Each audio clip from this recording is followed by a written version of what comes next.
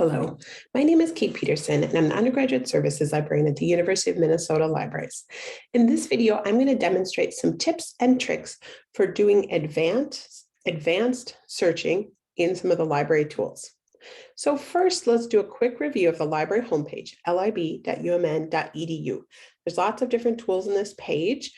One of our major tools is library search at the top of the page. This searches through all of our physical collections and then millions of online journals, magazines, and newspapers. So there's some other videos that talk about how to do searching in that effectively.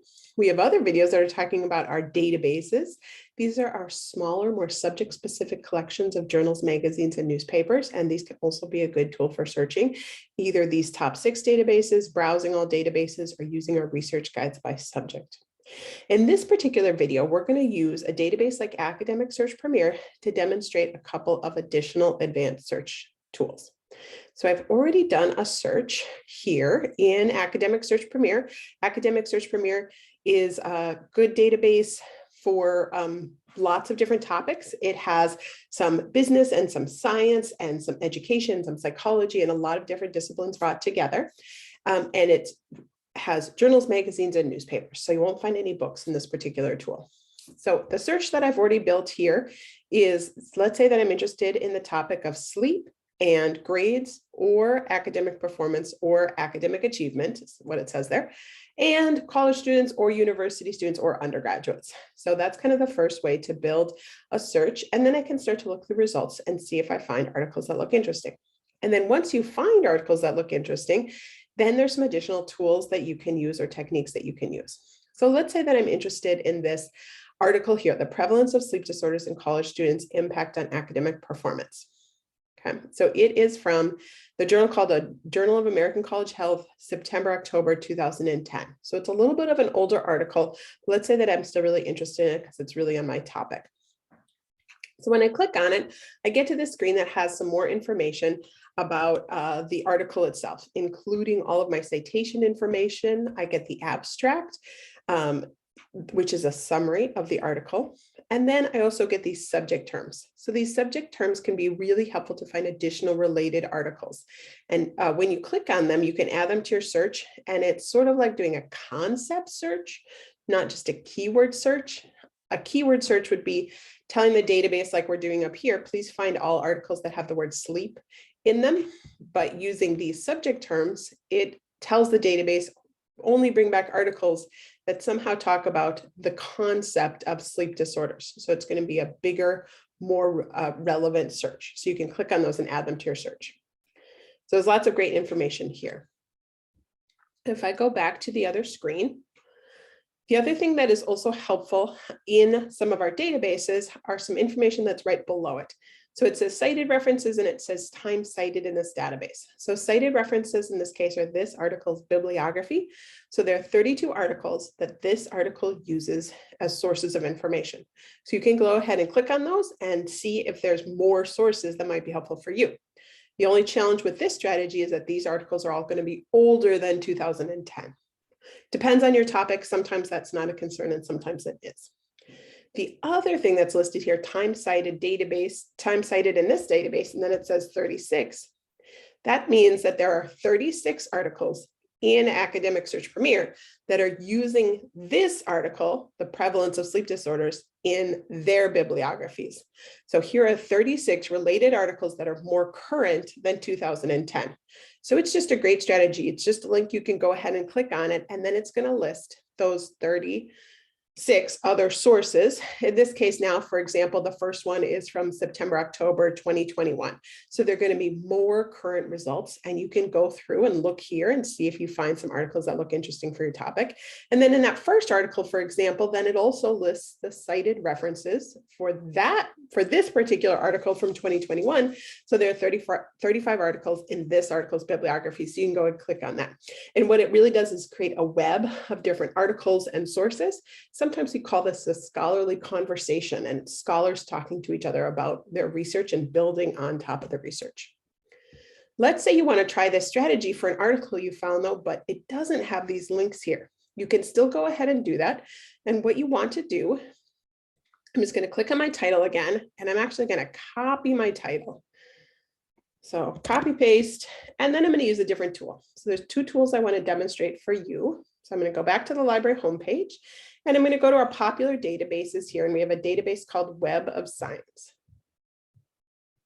So Web of Science is a database that has more than just science in it. It also has social sciences and humanities. And you can definitely search this database, but the way I'm going to use it today is I'm going to say that I'm interested in searching in the title, and then I just copy pasted my title into the search box. So I'm kind of researching for my article again. So here it is. And then here it says that there are now 229 citations. And in this case, it means that there are 229 articles that are using my 2010 article in their bibliography. So you can go ahead and click on that and again, find a lot more articles. And the reason why this has more articles than Academic Search Premier is that Academic Search Premier is just a smaller database and Web of Science is a much larger database. So we're finding more articles that are using that 2010 article in their search. Another tool that can help you to do this is Google Scholar. So I'm going to do that same process. I'm going to copy and paste my article title into Google Scholar. And here you can see I've refound my article again. And then down below it, it says cited by 601. So Google Scholar is usually always going to have more articles that are using that previous search. They might not necessarily be peer-reviewed journal articles, and it just depends on what you're interested in finding for sources, but it can be a great way to, again, make those connections between different types of sources. I'm back over here now in Academic Search Premier. There's just a couple more things that I want to point out. And that is, as you're looking at the results in our databases, if you don't see a link to the HTML or PDF full text or something called linked full text, instead, what you want to do to try to find that full text is to go ahead and click on this Find It button in this database. Or when I was in Google Scholar, you can see that you can click on this Find It. They go to the same place. And what it's doing is when I click on that, it's searching through the rest of our subscriptions and the rest of our articles and trying to connect you to the full text if we have it. So it's a very important tool that you can use to get to the full text. So here's an example now. It's opened up a new tab and it's actually done a search in our library search tool. And then all I can do is go here and download that PDF. Whenever you're doing searching of any kind, I recommend only searching for something for about 5 minutes. If you're feeling like you're getting frustrated and wasting your time, whether you're trying to get to a PDF of an article or whether you're just trying to get to an article that looks relevant at all, I recommend stopping and getting a little bit of help. There's lots of different ways to get help through the library website. So we have our chat 24/7 service where you can literally chat with a library expert 24 hours a day, 7 days a week. That works really great. If you're having any trouble getting to the PDF, you can just copy and paste the title into that 24/7 chat box and say, I'm having trouble getting to this PDF, and we can help you with that. We also on our homepage here have some different tutoring options or meet with a librarian. So there's lots of different ways that you can get help. You can either meet online with one of our peer research consultants. These are fellow students, and you can sign up for a 30-minute online appointment and then work with them to which tools are going to be best, how to find articles on your topic, how to get to the full text, evaluating other things like that. Or you can also meet with one of our librarians. And then back on our homepage here, you can also scroll down and we have an ask a question box at the bottom. I promise we read every single thing that comes into that, and you'll usually get a response in about 1 hour. So quickly to recap what we talked about in this video, we talked about going to the library homepage, lib.umn.edu. We talked about how advanced or library search can be a really good big search tool. We talked about how the databases can be useful. Then we did a search in Academic Search Premier and then used the features of the database like cited references and time cited to find articles that were related to the article that we found interesting.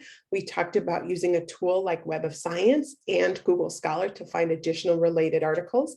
And then we also talked about all the different ways to get help. Thank you so much. Good luck.